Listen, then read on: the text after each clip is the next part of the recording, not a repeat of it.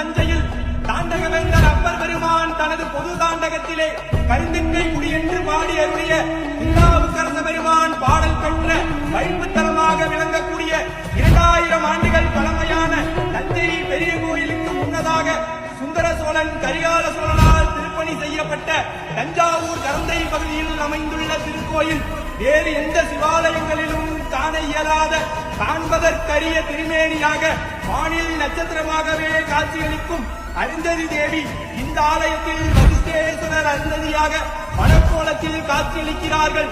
வசிஷ்ட முனிவர் கோமடம் அமைத்து சிவபூஜை செய்ததால் சுவாமிக்கு வசிஷ்டேஸ்வரர் என்ற பெயரும் உள்ளது.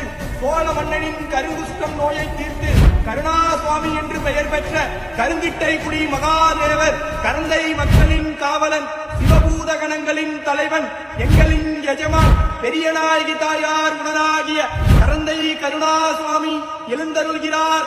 வருகிறார் வருகிறார் வருகிறார்.